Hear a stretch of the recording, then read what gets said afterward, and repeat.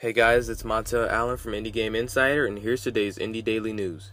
The newly selected God for 22 Can's upcoming title will have a time limit on how long he will reign.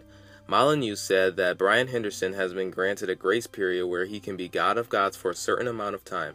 He has also said that 22 Cans will be unveiling a way to usurp this God of Gods and replace him with somebody else.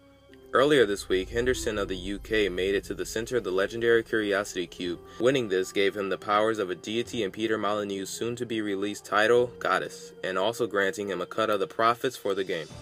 Although it hasn't been stated how long Brian's reign will be, Molyneux has promised it will only last a few months. Spicy Horse Games, makers of Alice Madness Returns, will either continue the franchise or move on to develop a zombie-themed Wizard of Oz game entitled OZombie. The company is in this predicament due to funding and only has enough to develop one game. Currently, Spicy Horse Games is in negotiation with publisher EA for the rights to the Alice franchise. If EA agrees to the developer's terms, a Kickstarter for Alice Otherlands will begin this July. If not, the developer will attempt to kickstart OZombie during the same time period. In preparation for either game, the company is currently hiring to bring in talent familiar with Unity, Android, and iOS. Fightback is a new brawler title releasing from Ninja Theory. The new side-scrolling game will be available on iOS and Android. Fightback is supposed to mimic the feel of a 1980s action film. According to director Luis Gigliotti, Ninja Theory was able to use this as an opportunity to change the studio by developing for platforms that they have never been a part of before. By controlling the angle of the characters' kicks and punches, players will have to fight off hordes of thugs.